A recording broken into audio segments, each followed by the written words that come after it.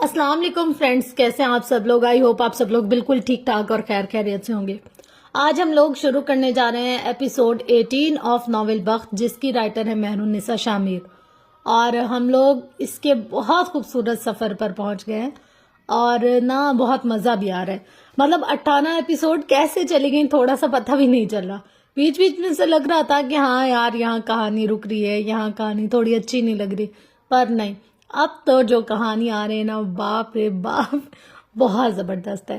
سپوائلر کیا ہی دوں، اتنا کچھ ہو گیا ہے پیچھے کہ مجھے نا سمجھ بھی نہیں آتی کیسے بتاؤں، لیکن یہاں بتاتی ہوں کہ ہماری کہانی کہاں سے اینڈ ہو کر اور کہاں سے سٹارٹ ہو رہی ہے۔ تو حالے اور عمر کی یہ بحث ہوئی تھی کہ میں نا آپ کی کمائی نہیں لے سکتی کہ یہ رشوت خوری کی کمائی ہے، تو وہ بتاتا ہے کہ نہیں، میری رشوت خوری کی کمائی نہیں ہے، میرے پاس سائیڈ بزنس بھی اور سائیڈ انکم بھی ہے، اور میں کبھی بھی ایک انکم پر ریلائی نہیں کرتا، میں 2-3 کام ایک ساتھ کرتا ہوں، کیونکہ مجھے لگژری لائف جینا پسند ہے، تو اس کے لیے مجھے زیادہ ارن بھی کرنا پڑتا ہے اور زیادہ ایفرٹس بھی کرنی پڑتے ہیں۔ میں یعنی کہ کام چور آدمی نہیں ہوں۔ پھر کر آگے وہ اس کا چیک لے لیتی ہے، اس کے بعد سے آگے کہانی سٹارٹ ہوتی ہے، تو ہم لوگ اس کو کرتے ہیں سٹارٹ۔ ریڈی سیٹ گو۔ 2 گھنٹے بعد وہ شہر کے بہت بڑے اور مہنگے مال کے لیڈیز سیشن میں تھی۔ یہ ایسا مال تھا جہاں صرف عمرہ آتے تھے۔ غریبوں اور مڈل کلاس لوگوں نے ایسے مال بس فلموں اور ڈراموں میں دیکھ رکھے تھے۔ یہاں کی ایک لپسٹک بھی اتنی مہنگی کہ اتنے پیسوں سے غریب آدمی کا سارے مہینے کا خرچہ نکل جائے۔ شانو اس کا سایہ بنی اس کے ساتھ ساتھ چل رہی تھی، ساتھ بار بار گردن اٹھا کر کبھی دیکھتی تو کبھی ماں۔ حالے نے کئی دفعہ اسے سیدھا دیکھ کر چلنے کو کہا، لیکن وہ مال کی روشنی اور رنگینیوں میں ایسی گم تھی کہ اسے کچھ دکھائی سنائی نہیں دیتا تھا۔ اس کے برعکس حالے کے تاثرات سپاٹ تھے۔ وہ جیسے مارے باندھے یہاں آئی تھی، ایک جگہ سے اپنے لیے کچھ جوتے خریدے کہ اب تک بخش کی لائی ہیلز میں ہی گھوم رہی تھی۔ اب وہ ایک شاپ سے اپنے لیے چند لون کے سوٹ خرید رہی تھی۔ سردار کی بیوی کے کپڑوں پر لگا برانڈ ٹیگ اس نے دیکھ لیا تھا، اس لیے اسی برانڈ کی کلیکشن میں سے کچھ کپڑے خریدے، جو کہ تقریباً 15 جوڑے تھے۔ تھوڑی دیر مزید اسی سپاٹ اور سرد تاثرات کے ساتھ اپنی باقی ضرورت کی چیزیں لینے کے بعد وہ بل کاؤنٹر پر آ گئے۔ میم آپ کا کارڈ؟ ڈیسک کے پیچھے کھڑی لڑکی نہایت شائستگی سے بولی تھی۔ میں کیش پے کروں گی، آپ بل بنا دیں، حالے نے جواب دیا تھا۔ چند لمحہ کھٹ پٹ ٹائپ کر کے اس لڑکی نے بل حالے کے سامنے کیا تھا۔ اس کی نظر سیدھا آخر میں ٹوٹل پر گئی، 5,10,000۔ حالے نے بددقت اپنی مسکراہٹ برقرار رکھی۔ نارمل حالات میں یہ بل اس کے لیے کوئی اہمیت نہ رکھتا، لیکن بات یہی تھی کہ حالات نارمل نہیں تھے۔ یہ چند کپڑے اور جوتے اتنے مہنگے ہو گئے اور پتہ بھی نہیں چلا، وہ بس سوچ ہی سکی۔ وہ 5 لاکھ ان کپڑوں اور جوتوں میں نہیں جھونک سکتی تھی، یہ طے تھا۔ بلا شبہ وہ سارے ڈریسز اور جوتے برانڈ کے تھے اور وہ ہمیشہ سے یہی سب خریدنے اور پہننے کی عادی رہی تھی، لیکن تب اس کے پاس کسی اور کے کارڈز ہوتے تھے، اور اس وقت اس کے پاس جو پیسے تھے وہ اسے اپنا زیور بیچ کر ملے تھے۔ کیا وہ ان پیسوں کو اس طرح خرچ کرنا بلکہ اس طرح اڑانا افورڈ کر سکتی تھی؟ جواب ایک بہت بڑی نا میں آیا تھا۔ یہ کارڈ رکھ لیں۔ عقب سے آتی آواز پر وہ ٹھٹک گئی۔ ہمیشہ کی طرح نقصوں سے تیار بالوں کو جل سے جمائے وہ مسحور کر دینے والی پرسنالٹی والا آدمی سفیر سلطان تھا۔ حالے مڑ بھی نہ سکی، وہ ایک جگہ جم گئی۔ شیور سر، وہ لڑکی مسکرا کر بولی تھی۔ سلطان فیملی عموماً یہاں آتی رہتی تھی اور آج کل تو یہ خاندان خبروں کی زینت بنا ہوا تھا، اس لیے وہ لڑکی جان گئی کہ وہ دونوں کزنز ہیں۔ نہیں، رک جائے، حالے نے خود کو بولتے سنا۔ آپ ایسا کریں، ان چیزوں کا بل بنا لیں اور باقی رہنے دیں، میں پھر کبھی آ جاؤں گی۔ اس نے سردار کی بیوی کے لیے کپڑے کے بیگز الگ کر لیے تھے۔ شانو بس خاموش کھڑی ان کو دیکھتی رہی۔ اسے یہ بری آنکھوں والا آدمی برا لگا تھا، یہاں آ کر اگر اس کا صاحب ہوتا تو کیا ہی بات تھی۔ میں کہہ رہا ہوں نا، میرا کارڈ یوز کر لو، سمجھ نہیں آ رہی؟ اب کہ وہ ذرا سخت لہجے میں بولا تھا۔ ڈیسک کے پیچھے کھڑی لڑکی اب ذرا پریشان ہوئی۔ ان چیزوں کا بل کتنا ہوا ہے؟ حالے بغیر سفیر کی طرف دیکھے چند بیگز اس کے سامنے کرتے ہوئے پوچھ رہی تھی۔ سفیر 2 قدم آگے آیا حالے کے کندھے کے پیچھے۔ حالے، میں کہہ رہا ہوں نا، میرا کارڈ لے لو، یہاں تماشا مت بناؤ۔ تم ہماری فیملی کو جتنا ذلیل کر سکتی تھی اتنا کر چکی ہو، اب بس بہت ہو گیا، سب دیکھ رہے ہیں۔ اس نے آواز ہلکی کر لی۔ حالے کی ہتھیلی پسینے سے بھر گئی، وہ مزید اسے برداشت نہیں کر سکتی تھی۔ وہ مڑی تھی، زرد ہوتے چہرے پر بددقت مسکراہٹ لائے۔ میں اپنا بل خود دے سکتی ہوں سفیر، آپ تکلف نہ کریں، جس کام کے لیے آپ آئے تھے پلیز وہی کریں۔ وہ بہت مشکل سے ضبط کرتی بولی تھی۔ بل بناتی لڑکی کی نکھیوں سے ان دونوں کو دیکھ رہی تھی۔ ان کے پیچھے بل ادا کرنے والے لوگ بھی ان کو دیکھنے لگے۔ سفیر مسکرایا، ایک نظر ڈیسک کے پیچھے کھڑی لڑکی کو دیکھا، پھر اپنے پیچھے کھڑے لوگوں کو دیکھا اور کہنا شروع کیا، اصل میں یہ مجھ سے ناراض ہے، کزنس میں ایسا ہوتا رہتا ہے نا، اور اپنا کارڈ بھی بھول آئی ہے۔ لڑکیوں کی جلدی کی عادت۔ وہ مسکرا کر کہہ رہا تھا، اس لیے میں اپنا کارڈ دے رہا ہوں، لیکن یہ لینے کو تیار ہی نہیں، ہمیں بس 5 منٹ دے دیں۔ وہ کہہ کر حالے کی طرف مڑا۔ لڑکی کچھ نہ بولی، وہ ان کھوکھلی مسکراہٹوں اور جھوٹی وضاحتوں کی عادی تھی۔ وہ 2 ٹکے کا پولیس والا جو تمہارے بلز تک پے نہیں کر سکتا، تم نے اسے مجھ پر فوقیت دی؟ اب مزید کوئی تماشا بنوانے کی ضرورت نہیں ہے، خاموشی سے میرا کارڈ لو اور بل کلیئر کرو۔ وہ ہلکی آواز مگر سخت لہجے میں بول رہا تھا۔ تب تک لڑکی بل بنا چکی تھی۔ میرا شوہر چاہے مجھے بھوکا بھی رکھے، لیکن کم از کم وہ مجھ پر ہاتھ نہیں اٹھاتا، وہ کہہ کر مڑ گئی۔ میڈم، اب آپ کے 2,75,000 ہو گئے۔ حالے نے قریب جا کر بل انگلیوں سے پکڑا تھا، پھر بیگ سے کچھ نوٹوں کی گڈیاں نکال کر ڈیسک پر رکھی اور مسکرائے۔ تھینک یو سو مچ۔ لڑکی نے گنا نہیں کیونکہ اس کی ضرورت نہیں تھی۔ وہ مڑی اور سفیر کو دیکھا اور مڑ گئی۔ شانو بیگ اٹھا اس کے پیچھے گئی۔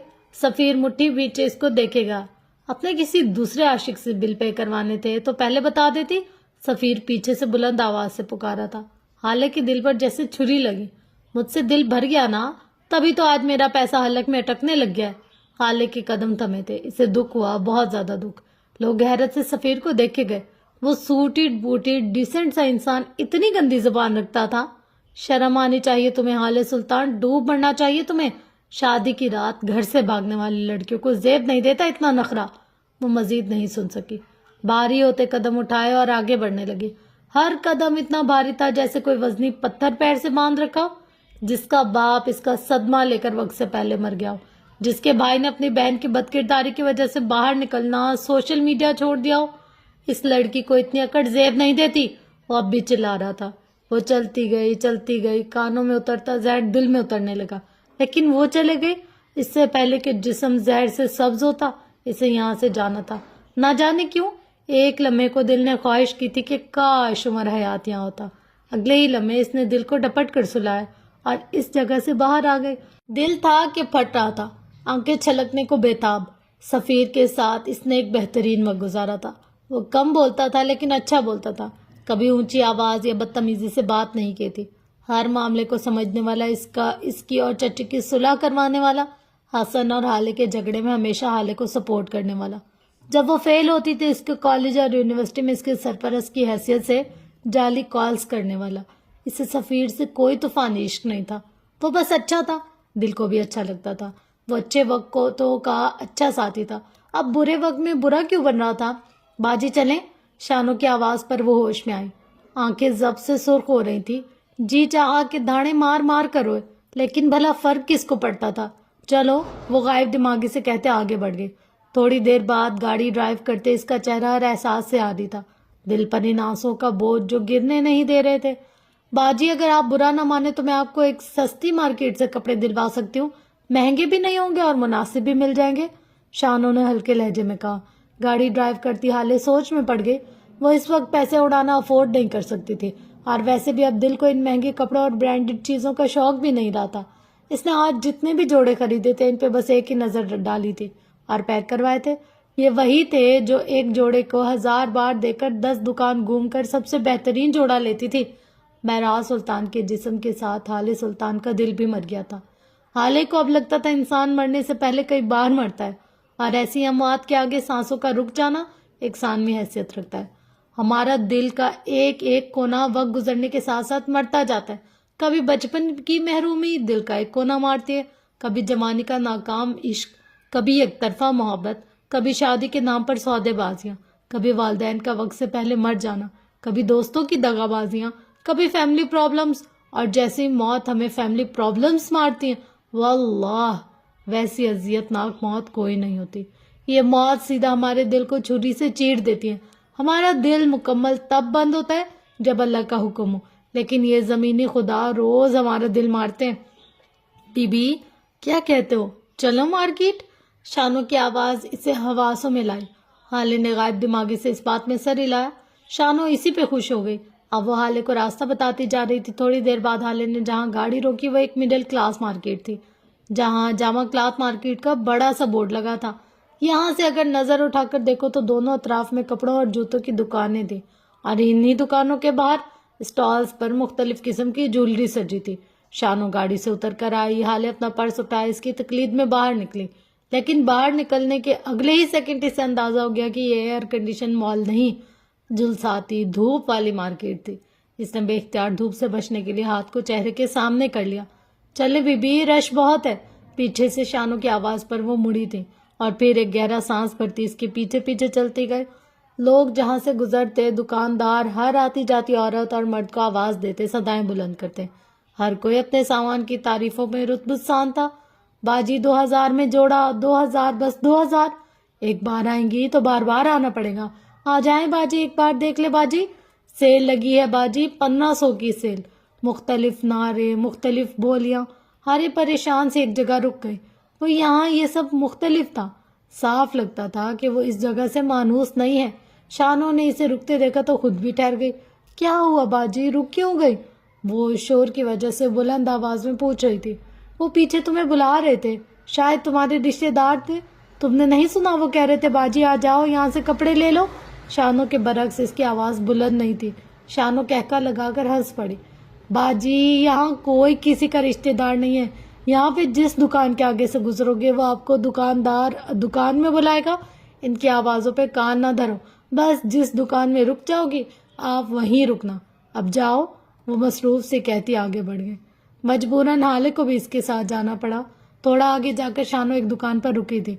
ये दुकान बाकी दुकानों की निस्बत जरा अच्छी खासी थी। यहाँ आने वाले गरीब लोग इस दुकान को नजरअंदाज करते थे कि यहाँ से शॉपिंग वो अफोर्ड नहीं कर सकते थे। जब मिडिल क्लास लोग किसी अच्छी तकरीब या लड़कियों के जहेज के सामान के लिए ऐसी दुकानों का रुख करते हैं। वो दोनों दुकान के अंदर दाखिल हुए तो इनके लिए कुर्सियां रखी गई। छोटा लड़का भागकर पानी ले आया। हाले अपनी जाहिरी हुलिया और रख रखाव से डिफेंस की कोठी में रहने वाली बेगम लगती थी। दुकानदार मरूब हो गया। वो अपनी दुकान के सबसे शौक और भड़कीले जोड़े निकाल निकाल कर दिखा रहा था। हाले ने एक नजर नापसंदीदगी से इन सब कपड़ों को देखा और फिर इसे टोक दिया। मुझे बस लॉन के सूटों की नई कलेक्शन दिखाएं, ये सब मुझे नहीं चाहिए। दुकानदार जी बाजी करता अपने दुकान के नफीस और सादा जोड़े निकाल लाया। ये सारे जोड़े 3000 से शुरू होते हैं बाजी, दुकानदार लड़के ने बताया था। हाले ने चौंक कर इसको देखा था। साथ मुंह पर हाथ रखे शानो को देखा। ना क्यों, किस खुशी में 3000? 2000 से 1 रुपया ज्यादा नहीं दूंगी मैं। इतना भी कोई खास रंग नहीं है, ना प्रिंट अच्छा है। ऐसे जोड़े पहन रखे हैं हमने, एक आध धुलाई बाद ही रंग उतर जाता है। दुकानदार लड़का अब अपने जोड़े का दिफा कर रहा था। हाले शानो के कान के करीब झुकी थी। बस कर दो शानो, कहीं वो नाराज ही ना हो जाए। हाले को एक और फिक्र लगा कोई। इसको मैं सही नाराज करती हूँ, आप रुक जाए जरा। हाँ भाई, 15 जोड़े लूंगी इसी तरह के, और सारे 1500 2000 तक। इससे 1 रुपया ज्यादा नहीं दूंगी। मंजूर है तो ठीक, वरना अभी बहुत दुकान है। शानो एक बार फिर जरा पर उतर आए। हाले खफत से यहाँ वहां देखने लगे। इसने अपनी जिंदगी में ऐसी दुकानों का रुख नहीं किया था और ना ऐसी सूरत हाल का सामना। थोड़ी देर तक शानो इस दुकानदार के साथ डील डन कर चुकी थी। 15 जोड़े और सारे 2 से 2500 तक। हाले ने रकम निकालकर बिल अदा किया और बाहर निकल आए। इसका चेहरा खुशी से तमतमा रहा था। शानो, क्या वाकई यहाँ इतने सस्ते कपड़े मिलते हैं? मैं पहले यहाँ क्यों नहीं आए? इन सब के साथ दुपट्टे भी होंगे ना? वो बैग उठा अपने साथ चलती शानो से कह रही थी। जवाबन शानो ने कुछ कहा था। हाले मुस्कुरा रही थी। इतने दिनों बाद पहली बार इस वक्त इसकी जहन से सफीर से होने वाली मुलाकात महव हो चुकी थी। वो लाखों की शॉपिंग करती आई थी, लेकिन आज की 32,000 की शॉपिंग ने इसे जितनी खुशी दी थी वो आज तक कभी नहीं हुई थी। इसने अपने लिए गए कपड़े घर जाकर कभी खोल कर ही नहीं देखे थे, लेकिन आज इसका दिल कर रहा था वो इन कपड़ों को देखे, छुए और एक बार फिर खुश हो। आस पास दुकानों से आती आवाजें, रश में लगते धक्के, बच्चों के रोने चिल्लाने की आवाजें, लड़कियों के हसरत भरे चेहरे, और इन सब के दरमियान गुजरती वो मलका जिसे किसी ताज की जरूरत नहीं थी, जिसे किसी खजाने की जरूरत नहीं थी। वो मलका थी जिसे इसका दिल मलका बनाता था। वो जब घर पहुंची तो शाम होने वाली थी। लाउंज के सोफे पर बैठी वो अपनी हील से आजाद किए पैरों को हाथ से दबा रही थी। इसी वक्त उमर दाखिली दरवाजे से आता दिखाई दिया। इसके पीछे ही शानो बैग उठाए आ रही थी। उमर ने इसे रोककर इन बैग्स की बाबत पूछा था। शानो जवाब दिया आगे बढ़ गए। उमर सर हिलाता अंदर आ गया। हाले सोफे की पुश से सर टिकाए नींद दराज थी। जब उमर लाउंज में दाखिल हुआ, हाले को सोफे पर बैठे देखकर वो इसके करीब रखे सिंगल सोफे पर बैठ गया। हाले, नरमी से पुकारा। بولو ہم اپنے ٹارگٹ میں سے ایک کو چیک کر چکے ہیں, باقی 2 رہتے ہیں. اب کس کا نمبر ہے اور وہ کون ہے؟ آپ کے پاس ڈیٹیلز ہے نا؟ حالے سیدھی ہوئی تھی, آنکھیں کھول کر اس کو دیکھا. ایک لمحے کو عمر نے اس کی آنکھوں میں دیکھا, ان آنکھوں کی جوت بجھی ہوئی تھی. اس نے نظریں پھیر لیں. سرور خواجہ, چیف کسٹم آفیسر. 10 ماہ پہلے اس نے 4 الیگل گاڑیوں کو بغیر ٹیکس کے کلیئر کروایا تھا. وہ گاڑیاں کسی منسٹر کے بھانجے کی تھی. سرور خواجہ نے اس کے بدلے 2 کروڑ لیا تھا. پورٹ پر اس کے تعلقات ہیں جسے اس نے استعمال بھی کیا اور ان کو منافع بھی دیا. ان گاڑیوں میں سے 2 گاڑیاں دہشت گردی کی مختلف واردات میں استعمال ہوئی, جن کی وجہ سے سرور خواجہ کافی عرصہ زیر حراست رہا. 2 ماہ پہلے وہ باہر آیا. اس کا آپ سے کیا تعلق تھا؟ اب اگر اس نے رشتہ مانگا ہوتا تو دیکھو میں اس کا کیا کرتا ہوں. اس کو جیل بھیجنے والے میرے بابا ہی تھے. اس کے کیس کا فیصلہ بابا نے سنا تھا. عمر نے سکون کی سانس لی تھی. حالیں کہی جا رہی تھی, لیکن بعد میں اس نے سپریم کورٹ میں اپیل کی اور جھوٹے ثبوتوں اور گواہیوں کی وجہ سے رہا ہو گیا. لیکن اس کی ریپوٹیشن بری طرح مسک ہو چکی ہے. نوکری بھی چھوٹ گئی. آج کل وہ شہر کے کچھ امرا اور روسا کے آگے پیچھے گھومتا ہے تاکہ اس کی پوزیشن اسے واپس مل جائے. شیر علی اور اس کی کافی اچھی دوستی رہی ہے. وہ دونوں ایک ہی محلے سے ہیں. بعد میں زندگی کی باغ دوڑ میں ان کی زندگی میں بہت ساری تبدیلیاں آئیں, لیکن ان کی دوستی نہیں ٹوٹی. وہ شیر علی کو آج بھی فیورز دیتا ہے اور کچھ دن قبل اس سے ملا بھی. ٹھیک ہے, اس کے پاس چلتے ہیں. کیا آپ کے پاس کچھ ہے؟ ہم اسے کیسے اگلوائیں گے؟ چائے پانی دے کر, حال اسپاٹ لہجے میں بولی تھی. عمر اس کی اس طرح کہنے پر مسکرایا. اور اگر وہ نہ مانا, خاطر کا تواضع کر لینا. عمر گردن پیچھے پھینکے محظوظ سا ہنسا. حالے نے اسے پہلی بار اس طرح ہنستے دیکھا تھا. تھوڑی دیر بعد وہ سیدھا ہوا تو اس کی آنکھوں میں پانی بھر گیا تھا, جسے وہ انگلی سے صاف کر رہا تھا. آپ بہت جلد میری اصلاحات سیکھ گئی ہیں, مجھے اچھا لگا. وہ مسکراہٹ دبا کر بولا تھا. آج شام 6 بجے خواجہ سرور کے ایک ریسٹورینٹ میں کسی عزیز سے ملنے آئے گا. ہم اس سے ملیں گے. تم اس سے کسی گاڑی کی ڈیل کرو گے کیونکہ تمہارا شو روم ہے اور تم ایسی گاڑیاں بآسانی بیچ سکتے ہو. حال سلطان صاحبہ, وہ ہر ایرے گہرے کو گاڑیوں کی ڈیلز نہیں دیتا ہوگا. کیا تم ایرے کہہ رہے ہو؟ وہ دو بدو بولی تھی. عمر کا چہرہ سرخ ہوا تھا. میرا مطلب ہے وہ یہ کام صرف اپنے جاننے والوں کے لیے کرتا ہے. میرے سر پر صاف لکھا ہے ASP عمر حیات. وہ مجھے دیکھ کر ہی بھاگ جائے گا. سسپینڈڈ ASP, حالے نے تصحیح کی. آپ کی وجہ سے, اپنے ڈیڑھ چھاڑ پن کی وجہ سے. وہ دونوں ایک دوسرے کو دو بدو جواب دے رہے تھے. ٹھیک ہے, مان لیا جو آپ کہتی ہے, سب مان لیا. خوش؟ آخر عمر نے ہار مان لی. تم مجھے آپ کیوں کہتے ہو؟ حالے نے عجیب لہجے میں سوال کیا. عمر چند میں اس کے چہرے کو دیکھتا رہا. کیونکہ مجھے آپ سے عقیدت ہے. آپ میرے لیے ایسے ہیں جیسے گھر کا کوئی بڑا, جس طرح ہم ان کے سامنے اونچا نہیں بول سکتے, سخت نہیں کہہ سکتے, اور کبھی کبھی ان کے سامنے بالکل بے بس ہوتے ہیں. میں آپ کے معاملے میں بالکل ایسے ہی ہوں. آپ کا چہرہ میرے کسی عزیز سے ملتا ہے. کس سے؟ میک اے گیس, وہ مسکرا کر بولا تھا. آپ مجھے تم کہتی ہو, حالانکہ میں آپ سے عمر میں 6 سال بڑا ہوں. کیونکہ میں تم سے نفرت کرتی ہوں. آپ انہیں کہا جاتا ہے جن کی آپ عزت کرتے ہو یا جو آپ کے لیے اجنبی نہ ہو. نہ میں تمہاری عزت کرتی ہوں اور نہ تم میرے لیے اجنبی ہو. میں تمہارا اصل چہرہ جانتی ہوں, وہی جسے تم دنیا سے چھپاتے ہو. وہ خشک لہجے میں کہہ کر اٹھی تھی اور آگے بڑھ گئی. عمر کی مسکراہٹ پھیکی پڑی تھی, آنکھوں میں اذیت در آئی. جج صاحب مجھ سے شطرنج ہار جاتے تھے, وہ پیچھے سے پکارا تھا. حالے جہاں تھی وہیں تھم گئی ساکت. وہ دنیا میں بس 2 لوگوں سے جان کر ہارتے تھے, ایک آپ اور ایک میں. سوچیں پھر میرا اصل چہرہ کیسا ہوگا. کیا آپ کے باپ نے مجھے پہچانا نہیں ہوگا؟ آپ کی نفرت بجائے, لیکن اس کی شدت میں کمی لائے, کیونکہ یہ یک طرفہ ہے اور یک طرفہ جذبے ہمیشہ تکلیف ہی دیتے ہیں. میں نے آپ سے پہلے بھی کہا تھا, اب بھی کہتا ہوں, جس نے آپ کے ساتھ برا کیا ہے میں ان کو چوک پر کھڑا کر کر درے ماروں گا. مجھ سے نفرت ایک دن بے جا ثابت ہوگی, کیونکہ اس پوری دنیا میں حال سلطان کے لیے عمر حیات سے زیادہ مخلص کوئی نہیں. خود حالے بھی نہیں, وہ بولتے ہوئے اٹھا تھا. حالے اب بھی نمک کا مجسمہ بنی کھڑی تھی. جسے چھو لو تو ڈھیر ہو جائے. میں گاڑی میں آپ کا انتظار کر رہا ہوں, باہر آ جائیں. وہ چلا گیا تھا, اور وہ اسی طرح لاجواب کر کے کیوں چلا جاتا تھا. وہ دونوں گول چکر دھار زینے چڑھتے ریسٹورینٹ کی بالائی منزل کی طرف جا رہے تھے. جیسے ہی ان دونوں نے روف ٹاپ پر قدم رکھا, بے اختیار ان دونوں کی نگاہ سیڑھیوں کے ساتھ ختم ہوتی دیوار پر گئی, جہاں چھوٹی بڑی سائز کی بے شمار تصاویر لگی تھی. 2 لڑکیاں اپنی تصویر ہاتھ میں پکڑے بےتاب کھڑی تھی. کیا اب ان کی تصویر اس دیوار کی زینت بنے گی, اور کب وہ اس تصویر کی تصویر بنائیں گی. ایک ویٹر ہاتھ میں اسموک سٹک پکڑے کھڑا تھا. ان سب تصویروں میں سب سے نمایاں ایک تصویر تھی, سب سے بڑی اور سب سے خوبصورت تصویر, اس تصویر میں 3 لوگ تھے.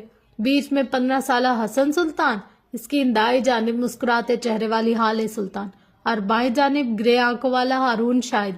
ہالے اس تصویر کو دیکھتی آگے بڑھ گئی جبکہ عمر وہیں کھڑا رہ گیا. آنکھوں کی پتلیاں سکیڑے اس تصویر کو دیکھے گیا جب اسے اپنے عقب سے ان دونوں لڑکیوں میں سے کسی ایک کی حسرت بھری آواز آئی.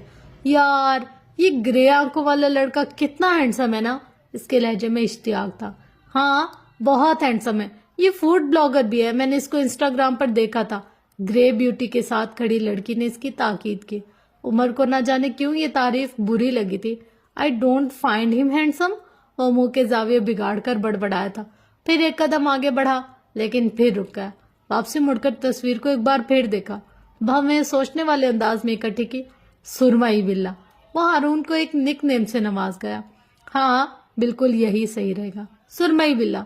وہ خود کو داد دیتا آگے بڑھ گیا تھا، البتہ دل کو جیسے قرار سا آ گیا.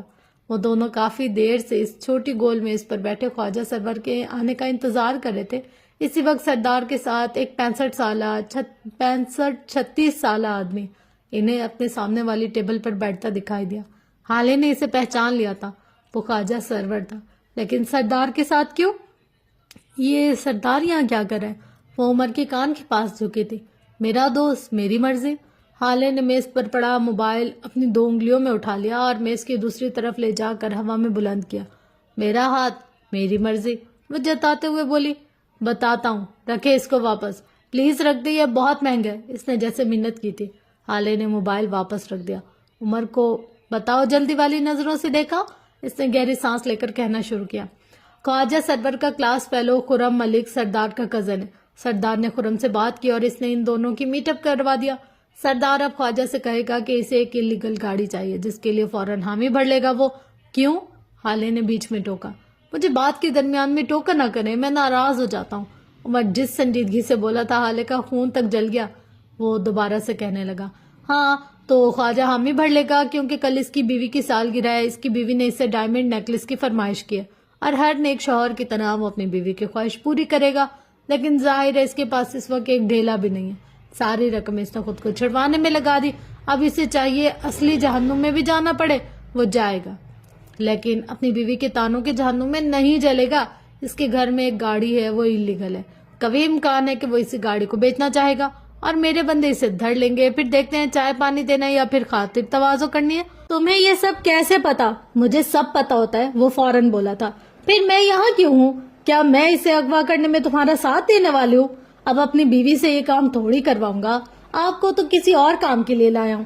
بتاتا ہوں تھوڑی دیر میں، وہ سامنے دیکھتے ہوئے کہہ رہا تھا. پھر کچھ یاد آنے پر حالے کو دیکھا. حالے یہ سب کر کے ہم وقت کا ضیاع کرے. میری گٹ فیلنگ کہتی ہے یہ آدمی جو چاہے دنیا جہاں کا بغیرت انسان ہے. یہ آپ کے اغوا میں شامل نہیں ہے. حالے بغور اسے سنے گئی. کیا آپ ایک بار میرا اعتبار کر سکتی ہیں؟ اس کا انداز جیسے بے بس تھا. میں جانتا ہوں آپ مجھ سے نفرت کرتی ہیں، لیکن حالے آپ سوچیں، اگر مجھے آپ سے شادی کرنے کا جنون ہوتا تو جج صاحب کو منانا کیا میرے لیے مشکل تھا؟ ہرگز نہیں. میں انہیں منا سکتا تھا. وہ خود کئی بار ڈھکے چھپے لفظوں میں مجھ سے آپ کی بات کر چکے تھے. میں مرد ہوں، اشارہ سمجھ گیا تھا، لیکن میرے لیے آپ کی مرضی زیادہ ضروری تھی. میں نے پوچھی، آپ نے انکار کر دیا اور بات ختم. میں نے 10 دن آپ کا سوگ منایا، وہ میری زندگی کے بدترین دن تھے. لیکن میں آپ پہ بس ایک بات واضح کرنا چاہتا ہوں کہ آپ کو پانا میرے لیے کسی بھی دور میں مشکل نہیں رہا. لیکن اگر آپ کو اب بھی مجھ پر شک ہے تو کسی ایسی جگہ ثبوت ڈھونڈے جہاں سے کچھ مل جائے. یہاں ہم وقت ضائع کریں. میرے پاس وہ آدمی ہے جس نے یہ سب کچھ کیا ہے. میرا دل گواہی دیتا ہے. بس ایک بار میرے دل کی گواہی سن لیں. آپ کے بابا آنکھیں بند کر کے اس سڑک پر چل سکتے جس پہ عمر ان کا ہاتھ تھام کر چلتا ہو. ان کی خاطر میرے ساتھ چلیں تاکہ ہم اس آدمی تک پہنچے جس نے واقعی یہ سب کچھ کیا ہے. اگر تم نے مجھے دھوکہ دیا جان سے مار دیجیے گا، آپ کو میرا قتل معاف ہے. وہ اس کی آنکھوں میں دیکھ کر بولا تھا. میں تم پہ اعتبار نہیں کرتی عمر، لیکن بابا کی چوائس پر کرتی ہوں. اگر تم نے مجھے دھوکہ دیا تو خدا کی قسم میں تمہیں جان سے مار دوں گی. جو آپ کا حکم. اس نے سینے پر ہاتھ رکھ لیا. عمر نے سردار کو میٹنگ ختم ہونے کا اشارہ دیا تھا. سردار نہ سمجھی سے اسے دیکھے گیا. خیر تھوڑی دیر میں اس نے خواجہ کے ساتھ میٹنگ ختم کر لی اور عمر کی میز کی طرف آ گیا. اسی وقت ان کی میز کے دائیں طرف ایک جینز شرٹ میں ملبوس 17-18 سالہ لڑکی کونی پر بیگ ٹکائے ان کی بالکل سیدھ میں بیٹھتی دکھائی دی. عمر کی اس کی طرف پشت تھی، لیکن اس نے گردن موڑ کر اس کو دیکھا تھا، پھر رخ پھیر لیا. اس کے لیے لایا ہوں آپ کو، عمر نے حالے کو دیکھتے ہوئے کہا۔ کیا مطلب؟ میں اس لڑکی کو نہیں جانتی؟ وہ حیران ہوئی تھی۔ یہ جج صاحب کی کیس کے متعلق ہے، کچھ ثبوت ہے جو ابھی بھی غائب ہے۔ اس لڑکی کا باپ مجھے وہ ثبوت دے سکتا ہے، لیکن اسے بدلے میں اپنا خاندان چاہیے۔ یہ بچے اپنے باپ سے نفرت کرنے لگی ہے کیونکہ اس کے والد کی ایک متنازع ویڈیو وائرل ہوئی۔ اس سب میں کیا کر سکتی ہوں؟ وہ بری طرح بیزار ہوئی تھی۔ میں نہیں جانتا، لیکن آپ کو کچھ نہ کچھ کرنا ہوگا تاکہ وہ اپنے باپ کو قبول کر لے، کسی بھی طرح کچھ بھی کر کے۔ اٹھے حالے جائیں۔ میں یہ نہیں کر سکتی عمر، اس نے جیسے عمر کو یقین دلانا چاہا۔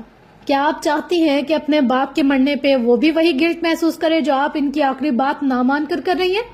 حملہ غیر متوقع رہا۔ عمر! حالے کی آنکھوں میں گلابی پن اتر آیا تھا۔ کیا آپ یہ چاہتی ہیں کہ کوئی دوسرا انسان بھی بس اپنے باپ کے ایک گناہ کو نہ معاف کرنے کے غم میں ساری زندگی ایک ادھورے پن کے ساتھ گزارے؟ جائیں حالے، پلیز جائیں، تاکہ کوئی اور آپ کی طرح گلٹ اور اذیت میں نہ ہو۔ جو لوگ کسی کا دل ہلکا کرتے ہیں، اللہ ان کے دلوں سے بوجھ اتار دیتا ہے۔ جو کسی اور کا غم سنتے ہیں، اللہ ان کی زیادہ سننے لگتا ہے۔ اللہ کے سب سے قریب وہ لوگ ہوتے ہیں جو چھوٹی چھوٹی نیکیاں کرتے رہتے ہیں، اور یہ چھوٹی چھوٹی نیکیاں بڑی بڑی جدوجہد مانگتی ہیں۔ حالے بیگ ہاتھ میں پکڑے اٹھی۔ میں تمہیں اس کے لیے قیامت تک معاف نہیں کروں گی، وہ زخمی پن سے کہتی اٹھ گئی۔ البتہ اس کا رخ باہر کی طرف تھا۔ وہ چلی گئی تو سردار اس کے سامنے آ کر بیٹھ گیا۔ مجھے وہاں سے کیوں اٹھایا بھائی؟ کیونکہ میری بیوی نے کہا تھا۔ اور بٹھایا کیوں؟ کیونکہ میری بیوی نے کہا تھا۔ قابل رشک اطمینان سے جواب دیتا وہ سردار کو زہر لگا تھا۔ اور اگر تمہاری بیوی تمہیں اس ریسٹورینٹ کی چھت سے کودنے کا کہہ دے تو؟ وہ ایسا کبھی نہیں کہے گی۔ بھلا اس نے بیوہ تھوڑی ہونا ہے۔ میں نے تمہاری جیسے زن مرید کہیں نہیں دیکھا۔ دیکھو کہ بھی کیسے؟ میرے بعد وہ سانچہ ہی توڑ دیا گیا تھا۔ میں ون اینڈ اونلی ہوں۔ کیسے تم بیوی کی اشاروں پر ناچنے لگے ہو؟ مجھے تو یقین ہی نہیں آتا۔ بس الحمدللہ کبھی غرور نہیں کیا۔ ویسے بھی شریف آدمی بیوی سے دب کر چلتا ہے، اور کمینہ آدمی بیوی کو دبا کر چلتا ہے، یہ حدیث ہے۔ سردار تو جل ہی گیا۔ ماشاءاللہ ماشاءاللہ، میری تو آنکھیں ہی بنائی آپ کی اس درجہ شرافت پہ۔ بس اب میں کہیں رو نہ پڑوں، وہ جل کر بولا تھا۔ عمر نے جواب نہیں دیا۔ ان دونوں کو اس میز پر چھوڑ کر ہم اس میز کی طرف چلتے ہیں جہاں حالے سلطان عمر کی میز سے اٹھنے کے بعد اس 17 سالہ لڑکی کے ساتھ تقریباً 25 منٹ بعد آ کر بیٹھی تھی۔ وہ جیسے اس لڑکی کے سامنے والی کرسی پر آ کر بیٹھی، لڑکی غیر آرام دہ سے ہوئی۔ ایکچولی میں یہاں کسی سے ملنے آئی ہوں، وہ آتے ہی ہوں گے، مناسب نقوش اور باریک سی آواز والی لڑکی کہہ اٹھی۔ میں جانتی ہوں تم عمر حیات سے ملنے آئی ہو، میں اس کی بیوی ہوں، حالے سلطان۔ وہ بددقت چہرے پر مسکراہٹ لاتے بول پائی تھی۔ عمر سر کہاں ہے؟ He was supposed to come. اب کہ وہ لڑکی بے چین ہوئی۔ میں نے اپنا تعارف کروایا، جواباً تمہیں اپنا تعارف کروانا چاہیے تھا، نہیں؟ میں اسرا ہوں، اسرا سکندر۔ عمر سر ہمارے کالج آئے تھے، انہوں نے ایک تقریر کی تھی، میں تب سے ان کی فین ہوں، میں انہیں آئیڈیلائز کرتی ہوں۔ آج انہوں نے مجھے کال کی تھی، وہ مجھ سے ملنا چاہتے تھے۔ وہ کب تک آئیں گے؟ اسرا نے ساری تفصیل کہہ سنائی تھی۔ وہ تھوڑی دیر تک آ جائے گا، تب تک میں تمہیں کمپنی دے سکتی ہوں۔ یقین کرو میں بہت اچھی باتیں کرتی ہوں، حالے اس کی آنکھوں میں دیکھتی پر اعتماد سے کہہ رہی تھی، ایسے جیسے شہزادیاں بات کرتی ہیں، بغیر ڈرے، بغیر جھجکے، بے خوف اور بااعتماد۔ کیا آپ دونوں ساتھ ہیں؟ میرا مطلب ہے آپ نے تو عمر سر پر اغوا کا الزام لگایا تھا، اسرا بولتے ہوئے جھجکی تھی۔ حالے کے دل میں کوئی اسے زور سے جکڑ رہا تھا۔ اس شخص کے ذکر سے جتنی نفرت تھی، اتنی ہی اس کی باتیں سننی پڑتی تھی۔ ہم دونوں میاں بیوی ہیں، کل ناراض تھے تو آج ٹھیک ہے، اور آج ٹھیک ہے تو کل پھر ناراض ہو جائیں گے۔ تم اپنی بات کرو، تم اپنے باپ سے کیوں نہیں ملتی؟ حالے نے بظاہر عام سے لہجے میں سوال کیا تھا، لیکن اس نے واضح طور پر اسرا کا رنگ اڑتے دیکھا تھا۔ پھر اگلے ہی لمحے اس کا چہرہ سرخ ہوا، غصے سے، بے بسی سے۔ یہ میرا پرسنل معاملہ ہے، میں آپ کو یہ حق ہرگز نہیں دوں گی کہ آپ میری ذاتیات میں انٹرفیئر کریں۔ اسی وقت حالے کے دائیں طرف ایک ویٹر مؤدب سا آ کھڑا ہوا، وہ آرڈر لینے آیا تھا۔ حالے نے مسکراتے ہوئے آرڈر نوٹ کروایا، پھر نرم سی نظروں سے غصے سے بل کھاتی اسرا کو دیکھا۔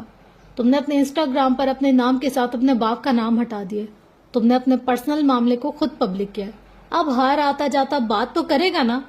حالے نے نرمی سے یاد دہانی کروائی تو اسرا کے گلے میں گلٹی سی ابھری، معدوم بھی ہو گئی۔ واٹ ایور، میں پھر بھی اس بارے میں بات نہیں کرنا چاہتی، میرا اس شخص سے کوئی تعلق نہیں ہے۔ وہ جس کو آپ میرا باپ کہتی ہیں، وہ کرسی سے اٹھ کھڑی ہوئی، بیگ اٹھا کر کونے پر اٹکایا اور بولنا جاری رکھا، وہ شخص اس قابل نہیں ہے کہ میں اس کا ذکر بھی کروں۔ انہوں نے جو کچھ ہمارے ساتھ کیا میں اس کے لیے ان کو کبھی معاف نہیں کروں گی. میرے لیے وہ مر گئے. اس کی آواز آخر میں کانپی تھی غصے سے، تیش سے. وہ شخص جس سے تمہارا کوئی تعلق نہیں ہے، تم اس کے لیے انسٹاگرام پر لوگوں سے لڑتی ہو. اوپس سوری، میں نے تمہارے کمنٹ پڑھے تھے. تمہارا اس شخص سے کوئی تعلق نہیں، لیکن تمہارے بیگ میں جو کارڈ ہے وہ اسی شخص کا دیا ہوا ہے، اور آج تم اسی کارڈ سے پے کرنے والی ہو.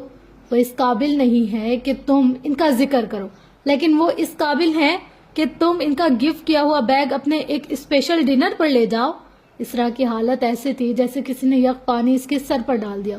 تم ان کو معاف نہیں کر سکتی، لیکن جب تم 16 سال کی عمر میں اپنے بوائے فرینڈ کے ساتھ گھر سے بھاگ گئی تھی just for the sake of bloody adventure, اور تمہارے بوائے فرینڈ نے آدھے راستے میں تمہیں بے ہوش کر کے تمہاری ساری جولری اور کیش لوٹ لیا اور تمہیں ایک ویران سڑک پر چھوڑ کر بھاگ گیا، تب انہوں نے تمہاری واپسی پہ تمہیں معاف کر دیا. اس طرح آہستگی سے واپس بیٹھ گئی. اس کا رنگ سفید پڑ گیا، وہ شل سی ہو گئی. حالے نے میز پر رکھا پانی کا گلاس اٹھا کر اس کے آگے کیا. اسرا نے مردہ ہاتھ سے گلاس تھام لیا. ایک ہی سانس میں سارا پانی پی گئی. دونوں کے درمیان خاموشی کا ایک لمبا وقفہ آیا. تھوڑی دیر بعد وہ بولی تو اس کی آواز میں رنج تھا. میری ایج میں غلطیاں ہو جاتی ہیں، وہ بڑے تھے، ان کو احتیاط سے کام لینا چاہیے تھا، ان کو ہمارا سوچنا چاہیے تھا. انہوں نے ہمارے ساتھ بہت غلط کیا. اس کی آنکھیں بھرنے لگی.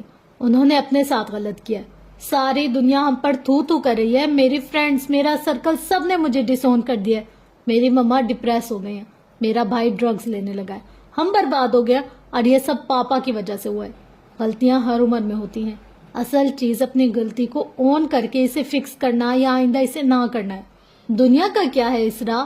یہ 1 مہینہ پہلے تک مجھ پہ تھو تھو کر رہی تھی، پھر عمر پہ، اور اب تم پہ. یہ دنیا ہے، تمہارے ساتھ نہیں رہے گی. اگر تمہارا باپ مر گیا تو یہ دنیا تمہارے سر پر ہاتھ نہیں رکھے گی. اسے تو نہ کہے. اسرا ہال ہی تو ہو گئی. حالے بولے گئی. تمہارا باپ تمہارے لیے جو کچھ کر سکتا ہے وہ کوئی دنیا نہیں کرے گی. کوئی تمہیں 25 لاکھ کا بیگ گفٹ نہیں کرے گا. کوئی تمہیں لاکھوں روپے اڑانے کے لیے نہیں دے گا. کوئی تمہاری غلطیوں پر تمہیں معاف نہیں کرے گا. غلطیوں پر سزا ہر کوئی دیتا ہے، ٹوکتا ہر کوئی ہے، بلیم ہر کوئی کرتا ہے، معاف بہت کم لوگ کرتے ہیں. وہ تمہارا باپ ہے اسرا، اس سے غلطی ہوئی ہے، ہر انسان سے ہوتی ہے. ہم اپنے پیرنٹس کی غلطیوں کو لے کر ٹچی ہو جاتے ہیں، کیونکہ ہر انسان کے لیے اس کے پیرنٹس پرفیکشن کی مثال جیسے ہوتے ہیں. وہ تو بالکل سٹین ہے، وہ تو فرشتے ہیں. ایسا نہیں ہوتا اسرا. ہمارے پیرنٹس بھی گوشت پوش کے انسان ہیں. ان کے ساتھ بھی شیطان ہوتا ہے. ان کے دل میں بھی نیکی اور بدی کا خیال ہوتا ہے. غلطی ان سے بھی ہو سکتی ہے. سب کے پیرنٹس اچھے نہیں ہو سکتے.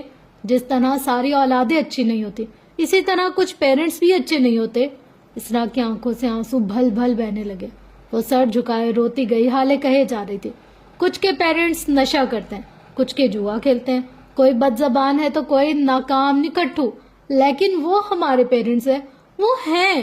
اور یقین کرو ان کا ہونا جنت ہے. اپنے پیرنٹس کھونا آپ کا دل مار دیتا ہے. میرا دل مر گیا ہے، تم اپنا دل نہ مارنے دو. میرے سر پر ہاتھ رکھنے والا کوئی نہیں رہا، تم ان سے محروم نہ ہو. میری غلطیوں پر کوئی مجھے معاف کرنے والا نہیں، میرے گرنے پر کوئی مجھے اٹھانے والا نہیں. تمہارے پاس ہے، اور اسے لوگوں کی وجہ سے مت چھوڑو. وہ اپنے اصلی قائل کرنے والے لہجے میں کہہ رہی تھی. انہوں نے مجھے بہت ہرٹ کیا ہے، میں ان کو معاف نہیں کر سکتی. وہ روتے ہوئے کہہ رہی تھی. تم 16 سال کی عمر میں گھر سے بھاگ گئی، کیا وہ ہرٹ نہیں ہوئے ہوں گے؟ میری مما وہ ان کو معاف نہیں کریں گی، وہ ان کو چھوڑ دیں گی، ہماری فیملی ٹوٹ جائے گی، کچھ باقی نہیں رہا، سب ختم ہو جائے گا. اب کے اس بچے کی آنکھوں میں خوف تھا، اس کا لہجہ اداس تھا. میاں بیوی ایک دن اپنا معاملہ درست کر ہی لیتے ہیں. وہ آج لڑے ہیں، کل ٹھیک ہو جائیں گے. جس طرح میں اور عمر، جس طرح ساری دنیا کے سارے کپلز. تم ان کی ٹینشن مت لو. تم یہ سوچو کہ تم کیا چاہتی ہو، تمہارا دل کیا چاہتا ہے. کیا تم اپنے باپ کو کھونا افورڈ کر سکتی ہو؟ کیا تم ان کی ایک غلطی پر ان کو معاف کرنے کے بجائے ان سے ہر تعلق توڑ کر ان کو وقت سے پہلے مرنے دینا چاہتی ہو؟ حالے آگے کو ہو کر بیٹھی، فکر مندی سے کہہ رہی تھی. اسرا اب بھی متذبذب لگتی تھی. اس کے آنسو گرنا بند ہو گیا. وہ سخت خوف زدہ تھی، سخت غم زدہ تھی، اور کچھ خوف زدہ بھی. میرا فرینڈ سرکل، میرا سوشل سرکل، سب میرا مذاق اڑائیں گے، سب مجھے چھوڑ دیں گے، میں ان سب کے گوسپ کا ٹاپک بن جاؤں گی. وہ سب مجھ پر جملے کسیں گے، باتیں کریں گے، میری مینٹل ہیلتھ ڈیمیج ہو جائے گی. وہ بے بسی کی آخری حد پر تھی. حالے چند لمحے سے عجیب سی نظروں سے دیکھتی رہی. اسرا اس کے بولنے کی منتظر رہی. اسی وقت ویٹر نے آ کر آرڈر سرو کیا. کھانے کی اشتہا انگیز خوشبو سارے میں پھیل گئی. پھیلی ہوئی خوشبو اسرا کے ناک کے نتنوں سے ٹکرائے، ساتھ اس کے کانوں سے حالے کی آواز بھی ٹکرائی. تم کن لوگوں کی بات کر رہی ہو اسرا؟ یہ لوگ واقعی تمہارے دوست ہیں؟ ان لوگوں کو تم دوست کہتی ہو؟ وہ تعجب سے کہہ رہی تھی. اسرا یک ٹک اسے سنے گئی. یہ کیسے دوست ہیں جو تمہارا فیملی بیک گراؤنڈ، تمہارا اسٹیٹس، تمہارے ماں باپ کے آپسی جھگڑے اور تمہارے ویک پوائنٹ پر نظر رکھتے ہیں؟ یہ لوگ کون ہیں جو تمہیں ایز اٹ از قبول نہیں کرتے؟ انہوں نے دوستی تم سے کی تھی، تمہارے پیرنٹس سے نہیں، تمہارے بڑے چھوٹے گھر سے نہیں، تمہارے فیملی بیک گراؤنڈ، تمہارے اسٹیٹس سے نہیں. دوست تو آپ کے عیب ظاہر نہیں کرتے. یہ کون لوگ ہیں جو تمہیں اپنی گوسپ کا ٹاپک بنا رہے ہیں؟ تمہاری مینٹل ہیلتھ اگر ان لوگوں کے کچھ کہنے سے متاثر ہو رہی ہے تو تم پہلے ہی ڈیمیج ہو چکی ہو. اسرا سانس روکے اس کو سنے گئی. دوست کون ہوتا ہے اسرا؟ اسرا کی آنکھوں میں بے اختیار کون والا تاثر آیا تھا. حالے کے کہے گئے جو آپ کی خوشی میں خوش ہو، جو آپ کے دکھ میں دکھی ہو، جس سے بات کرتے ہوئے یہ نہ لگے کہ وہ آپ کے بارے میں کیا سوچے گا، جس کے لیے آپ کو خود کو بدلنا نہ پڑے. دوست کو ایز اٹ از قبول کیا جاتا ہے. ان کے عیوب، ان کی اچھائی، ان کا گناہ ثواب سب قبول کیا جاتا ہے. قبول کرنے کا یہ مطلب نہیں کہ آپ اسے ہمیشہ اندھیرے میں رہنے دیں. اگر آپ کو اس کا کوئی کام غلط، اس کی کوئی حرکت مشکوک لگے تو اس کی اصلاح کریں. محفل میں نہیں، اکیلے میں. سختی یا روب سے نہیں، نرمی اور محبت سے. جو دوست آپ کو آپ کی فیملی کے گناہوں کی وجہ سے چھوڑ رہے ہیں، آپ کا مذاق بنا رہے ہیں. کھانے کی خوشبو ہوا میں تحلیل ہو کر ختم ہونے لگی تھی. وہ بغیر تاج والی شہزادی بولے گئی. آپ کو چاہیے ان کے چھوڑنے سے پہلے آپ انہیں چھوڑ دو. یہ مت سوچو کہ اگر یہ چلا گیا تو میرا کیا ہوگا. دنیا لوگوں سے بھری پڑی ہے. آپ ایک انسان کو اپنی ذات کی بہتری کے لیے چھوڑیں گے، اللہ آپ کو کسی اور سے نواز دے گا. جو لوگ اپنی عزت کرتے ہیں اللہ ان سے محبت کرتا ہے. اللہ تب تک آپ کی مدد نہیں کرتا جب تک آپ نہ چاہیں. آپ کا جسم، دل سب اللہ کی امانت ہے. کسی انسان کو حق نہیں پہنچتا کہ وہ آپ کا دل دکھائے. آپ کو تکلیف دے. اللہ نہیں چاہتا کہ آپ ٹاکسک لوگوں کے ہاتھوں ذلیل ہوتے رہیں. لیکن جب تک آپ اللہ کی امانت میں خیانت کرتے رہیں گے، اپنا جسم کسی کے ہاتھوں، اپنے دل کو کسی کی باتوں سے زخمی کرواتے رہیں گے، اللہ آپ کے ساتھ کچھ نہیں کرے. جس دن آپ کے دل دماغ میں ایک ذرا سی بھی محبت اپنی ذات کے لیے آ گئی، جس دن آپ نے خود کو اذیت دینے سے نکالنے کا فیصلہ کر لیا، اللہ آپ کے لیے ایسے ایسے در کھولے گا کہ آپ کو اندازہ بھی نہیں ہوگا. کن دوستوں کی بات کر رہی ہو تم؟ وہ سب تم سے زیادہ گلٹی ہیں. ان کے پیرنٹس تمہارے پیرنٹس سے زیادہ مسائل گھڑے کر چکے ہیں. کیا تمہارے دوست جواد کا باپ 3 بار غبن کی کیس میں جیل نہیں جا چکا؟ کیا فرح کی ماں کلب میں جوا کھیلتے ہوئے نہیں پکڑی گئی؟ کیا احسن کی ماں کے اپنے ہی گارڈ کے ساتھ غلط تعلقات نہیں تھے؟ آپ کو کیسے پتا؟ آپ کون ہیں؟ وہ پھٹی ہوئی آواز میں بمشکل بول پائی. یہ اہم نہیں ہے بچے. اہم یہ ہے کہ جب وہ لوگ اپنے پیرنٹس کو معاف کر کے ان کے ساتھ رہ سکتے تو تم کیوں نہیں؟ اگر وہ نہ بھی رہتے تو تم رہو، کیونکہ تمہارے والد کو تمہاری ضرورت ہے. تمہارے والد 60 کی دہائی کراس کر چکے ہیں. اب تم چلنے کی ان کی لاٹھی ہو، کھلانے کے لیے ہاتھ اور بات کرنے کے لیے انسان. کہ کبھی کسی دور میں جب تم بچی تھی تب انہوں نے یہی سب تمہارے لیے کیا تھا. اب تمہیں کرنا چاہیے. ماں باپ کا اچھا یا برا ہونا اہم نہیں ہوتا، ان کا بس ہونا اہم ہوتا ہے. وہ بول کر خاموش ہوئی تو جیسے ایک طلسم سا ٹوٹا. وہ کتنا پیارا، سادہ اور نرم، کتنا خوبصورت بولتی تھی. میں ان کو سوری نہیں بولوں گی. اسرا ہار گئی تھی. آپ کے خاندان کو آپ کے رشتوں کو سوری اور تھینکس کی ضرورت نہیں ہوتی. تم بس ان سے نائسلی بات کر لو اور پہلے جیسا ہو جاؤ. دلوں سے نفرت اور بغض نکال لیے جاتے ہیں، بغیر مانگے معافیاں مل جایا کرتی ہیں. وہ سادگی سے بولی تو اسرا نے بس سر ہلا دیا. حالے اب مزید اس سے کچھ کہہ رہی تھی، لیکن اب ہم یہاں سے اٹھ کر عمر اور سردار کی میز کی جانب جاتے ہیں. سردار چند لمحے اس کو دیکھتا رہا، پھر آگے کو ہوا. عمر تم ٹھیک ہو؟ کیوں؟ مجھے کیا ہوا؟ اس نے بے نیازی سے کندھے اچکائے تھے. تم ایک بار پھر اپنے غم کو پروسیس ہونے نہیں دے رہے. مجھے یقین ہے تم نے مہراز سلطان کی موت کا غم اپنے اندر پروسیس نہیں کیا. تم آخر کب تک خود کو ایسی غلط سچویشن میں اذیت دیتے رہو گے؟ یہ سوال کرنے والا کوئی اور ہی تھا. سنجیدہ، فکر مند سا آدمی. ریسٹورینٹ کی زرد بتیاں ان کو بولتے ہوئے سنتی گئی. میں ان کی موت پر رویا تھا، میرا غم پروسیس ہوا ہے. تمہیں کیا میں بے وقوف لگتا ہوں؟ کب کا کیا کرنا ہے مجھے سب پتا ہوتا ہے. اس نے گویا ناک سے مکھی اڑائی تھی. تم نے اس غم سے کتنے عرصے میں ریکور کیا؟ چند گھنٹے. وہ فوراً بولا تھا. سردار نے افسوس سے دیکھا. عمر، کیا چند گھنٹے کسی بھی غم کے لیے کافی ہوتے ہیں؟ اللہ نے ہمارے دین میں 3 روزہ سوگ کیوں رکھا ہے؟ تاکہ ہم اپنا غم پروسیس کریں. چند گھنٹوں میں غم ختم ہو کر انتقام میں نہیں بدلتے. تمہارا غم اب بھی غصے کے مراحل میں ہے. تم اب بھی اپنے زخم کو کھرچ رہے ہو تاکہ یہ تازہ رہے اور تمہیں معراج سلطان کی موت بھی نہ بھولے. تمہیں یاد ہے فرانسس بیکن نے کیا کہا تھا؟ ایک آدمی جو اپنے انتقام کا مطالعہ کرتا ہے وہ اپنے ہی زخموں کو ہرا رکھتا ہے. تم اپنے انتقام کو پلان نہیں کر رہے، تم اپنا انتقام کو جنون بناتے جا رہے ہو، اور جب انتقام جنون بن جائے تو صحیح غلط نہیں دکھتا. انتقام کے اس چکر میں آخر میں تم اپنی روح مار دو گے. تم بھی ان لوگوں جیسے ہو جاؤ گے. اور یاد رکھو، جسموں کے قتل کی سزا ہوتی ہے، دیت ہوتی ہے، اور کبھی کبھی معافی بھی. لیکن روحوں کے قتل میں نہ دیت ہوتی ہے، نہ معافی، نہ سزا. بس ایک لمبی نہ ختم ہونے والی اذیت ہوتی ہے. تم خود کو اذیت کیوں دینا چاہتے ہو؟ وہ بے حد فکر مندی سے کہہ رہا تھا. عمر جھلا گیا. تو کیا کروں؟ ہاں بتاؤ مجھے. عورتوں کی طرح روتا رہوں یا پھر نہ مردوں کی طرح معاف کر دوں؟ اللہ نے مجھے 2 بازو دیے، میں انہی بازوؤں سے ان کا گلا دباؤں گا. میں انہی بازوؤں سے انہیں قبر میں اتاروں گا، جیسے میں نے جج صاحب کو اتارا تھا. میں اپنے زخم ہرے رہنے دینا چاہتا ہوں. اگر میں غم کو رو دیا تو یہ ہلکا ہو جائے گا. اگر میں نے دل پر پڑی بھاری سل ہٹا دی تو بوجھ ختم ہو جائے گا اور عمر حیات معاف کر دے گا. میں نرم نہیں پڑنا چاہتا. جن کی آنکھیں جتنا روئیں ان کے دل اتنے ہی نرم ہو جاتے ہیں، اور میں اپنا دل سخت رکھنا چاہتا ہوں. اگر تم چاہتے ہو کہ میں انہیں معاف کر دوں تو یہ ہرگز نہیں ہوگا. وہ آنکھوں میں غصہ لیے دبے دبے لہجے میں بولا تھا. سردار نے چند لمحے اس کا چہرہ دیکھا، پھر کہنا شروع کیا.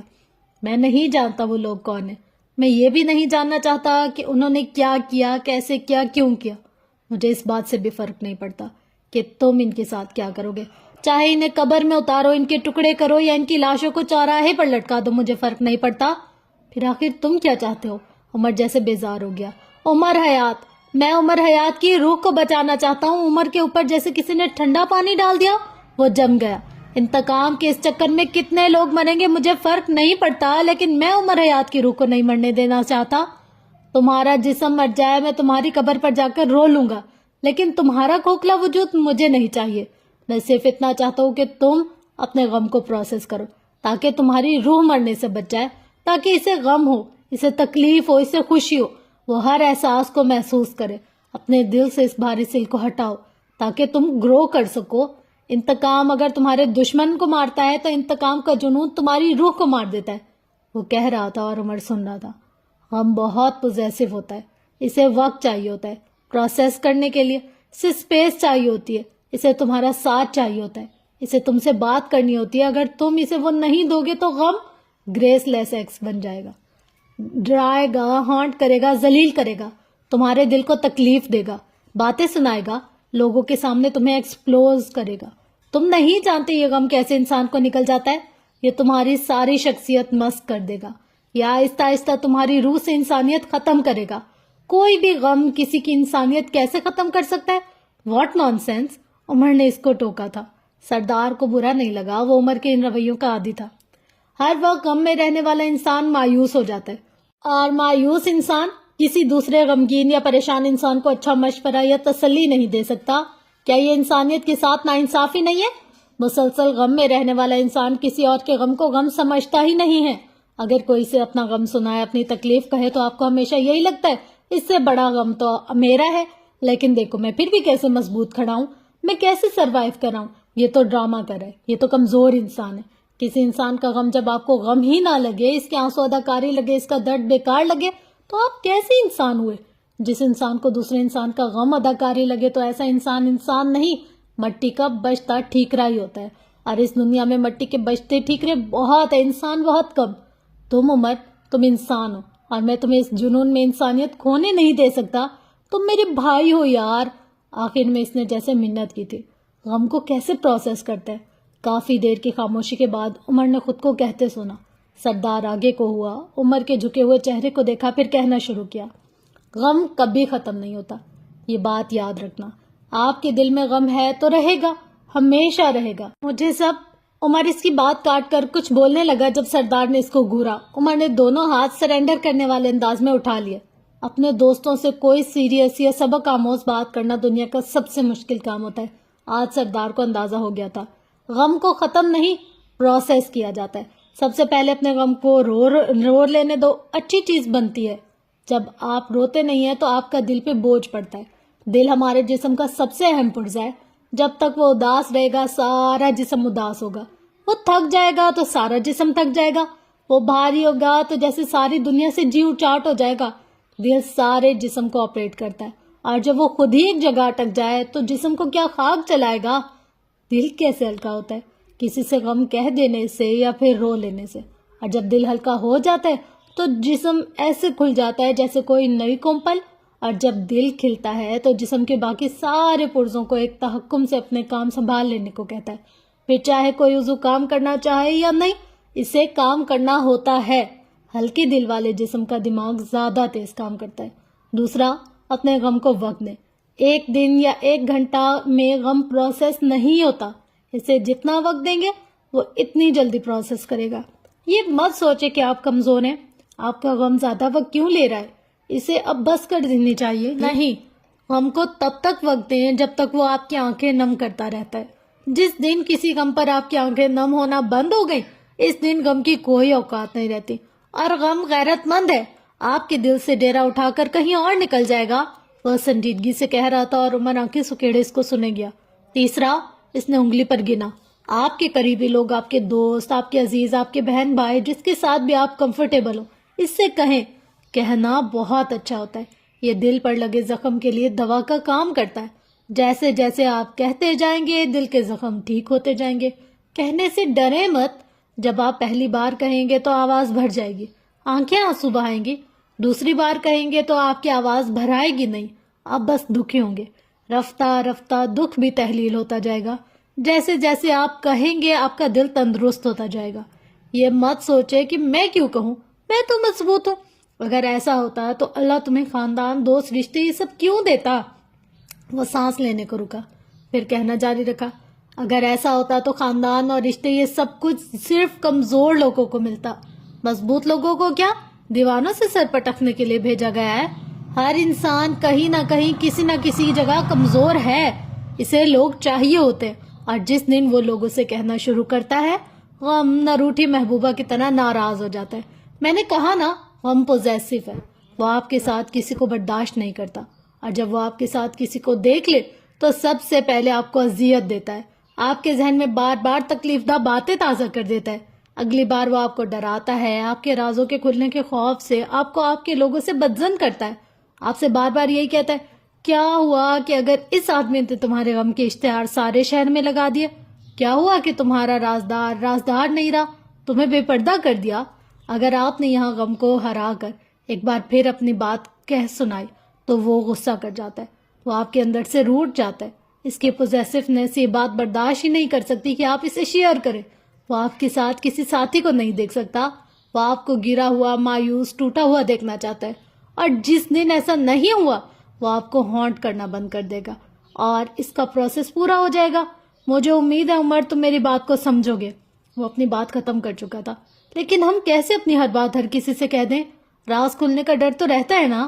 عمر نے سوال کیا تھا. کس نے کہا کہ ہر کسی سے کہو؟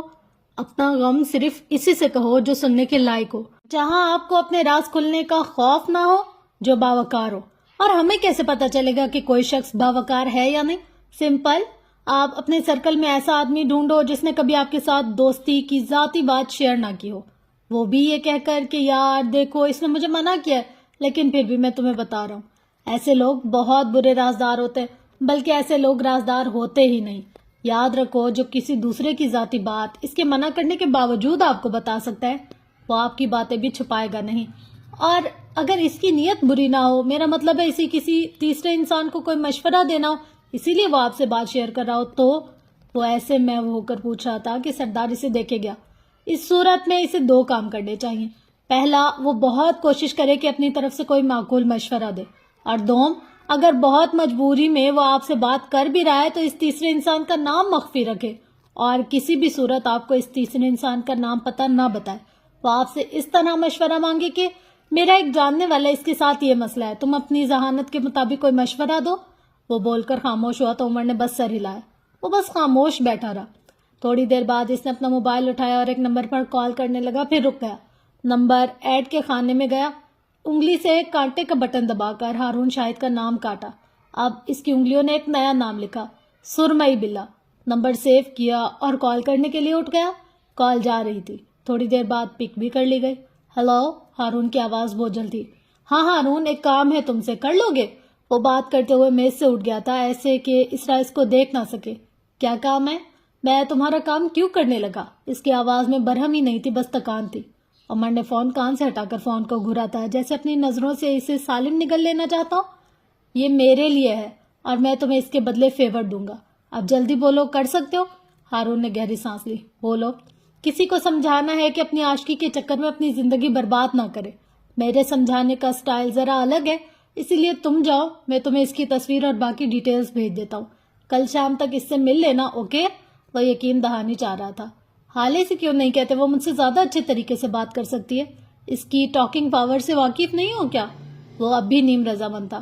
عمر نے دانت چبائے۔ جسے بات کرنی ہے وہ 23 سالہ لڑکا ہے، ڈرگ ایڈکٹ اور شرابی۔ کل شام تک تم اس سے نائٹ کلب میں ملنے والے ہو، کیا اب بھی تمہیں اپنی پہلی والی بات پر قائم ہونا چاہیے؟ عمر کے سنجیدہ انداز پر ہارون کے جبڑے کی رگیں تن گئی۔ موبائل پر اس کی گرفت سخت ہوئی۔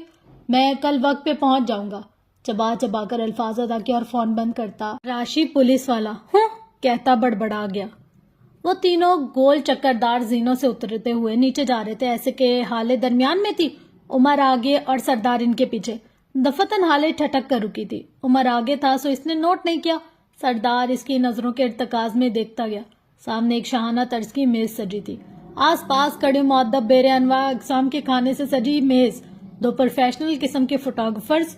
لیکن کیا حالے یہ سب کچھ دیکھ رہی تھی؟ وہ اس میز کے گرد بیٹھے اپنے خاندان کو دیکھ کر رکی۔ کیمرے کی فلیش میں چمکتا سفیر، مہرما کا پرفیکٹ کپل، حسن کی پلیٹ میں کھانا ڈالتے شمس سلطان، فروا کی کسی بات پر اداس سے مسکرانے والی حسینہ سلطان، اور سربراہی کرسی پر اداس بیٹھے ہوئے یوسف سلطان۔ حالے کے دل کو جیسے دھکا لگا تھا۔ وہ سب اس کا خاندان تھے، جھوٹے، کرپٹ، قاتل جیسے بھی تھے، لیکن اس نے اپنی آدھی زندگی انہی لوگوں کے ساتھ گزاری تھی۔ ہر ایک سے اسے محبت ملی تھی، مان ملا تھا، سوائے فروا کے، اور ان سب لوگوں کے درمیان اسے کبھی فروا کی ناپسندیدگی کھلی ہی نہیں تھی۔ بھابھی چل کر سلام دعا کر لیتے ہیں، آپ کی فیملی ایسے اچھا نہیں لگتا۔ سردار کی نظریں اب بھی میز پر جمی تھی، وہ حقیقت سے بے خبر تھا۔ اسی وقت عمر نے مڑ کر دیکھا تو حالے کو اپنی جگہ منجمد پایا۔ اس نے ایک نظر اس کی نظروں کی سیدھ میں دیکھا اور پھر گہری سانس بھرتا سینیاں چڑھتا اس کے قریب آنے لگا۔ یہ سارے تھوڑی دیر پہلے تک یہاں ایک دوسرے کی شکل تک نہیں دیکھ رہے تھے۔ اس نے حالے کے پاس کھڑے ہو کر بولنا شروع کیا۔ سلطان منزل سے الگ الگ گاڑیوں میں آئے ہیں، یہاں یہ کھوکھلی مسکراہٹیں بس ان کیمروں کو دکھانے کے لیے، انسٹاگرام کی آئیڈیل فیملی بننے کے لیے۔ شمس چاہتا ہے کہ لوگ معراج سلطان کی موت کو چھوڑ کر ان کی ہیپی فیملی کے تذکرے کریں۔ وہ دکھانا چاہ رہے کہ کتنا عظیم انسان ہے وہ، اور کیسے اس کے مرحوم بھائی کی بیوہ اور اس کا بیٹا شمس کے گھر میں ایک بہترین زندگی گزارے۔ آج ان کا ٹویٹر اور انسٹاگرام دیکھیے گا، کچھ اس قسم کے ہیش ٹیگز ہوں گے: happy family, miss you Meraj Sultan, better together, unbreakable bond. وہ تنزیہ سا کہہ رہا تھا اور حالے سن رہی تھی، شاید نہیں سن رہی تھی۔ وہ بغیر پلک جھپکے سامنے والی میز کو دیکھے ہی گئی۔ اس کی ماں اور اس کا بھائی دونوں حقیقت سے بے خبر تھے، اور کتنے خوش تھے۔ کیوں؟ اللہ نے اسے بے خبر رکھا تھا، اس کا سکون چھین لیا تھا اس کو باخبر کر کے۔ اللہ جی چاہ رہا تھا کہ شمس کا منہ نوچ لے، یا پھر کم از کم ان چھری کانٹوں سے کھانا کھاتے اس کے ہاتھ ہی کاٹ دے، یا پھر یہی چھری ابھی کے ابھی اس کی گردن پر پھینک دے، لیکن وہ ان سب میں سے کچھ بھی نہیں کر سکتی تھی۔ کیسی بے بسی تھی، کیسا دکھ تھا۔ اس کی ماں اپنے شوہر کے قاتل کے ساتھ اور اس کا بھائی اپنے باپ کے قاتل کے ساتھ کھانا کھا رہے تھے، وہ کچھ نہیں کر سکتی تھی۔ ویسے آپ کی اماں عدت میں نہیں ہے؟ وہ یقیناً ان کی یہاں موجودگی کی بات کر رہا تھا۔ حالے چند لمحے ان کو دیکھتی رہی، پھر ہلکی آواز میں بولنے لگی، امیر ہونے کا ایک ہی نقصان ہوتا ہے، ہم لبرل ہونے کے چکر میں بے حیا ہوتے جاتے ہیں۔ اس کے لہجے میں یاسیت سی تھی۔ خیر، آپ نے اب مزید ان کو دیکھتے رہنا ہے یا ہم چلیں؟ دیر ہو رہی ہے۔ عمر کی خوف زدہ آواز پر اس نے مڑ کر دیکھا، وہ سخت بیزار اور اجلت میں لگتا تھا۔ حالے ایک آخری بے بسی اور نفرت بھری نظر ان پر ڈال کر آگے بڑھ گئے۔ سردار ہونکوں کی طرح عمر کو دیکھ رہا تھا۔ بھائی یہ سب کیا ہے؟ بعد میں بتاؤں گا، ابھی وقت نہیں ہے، وہ بیزار سا کہتا آگے بڑھ گیا۔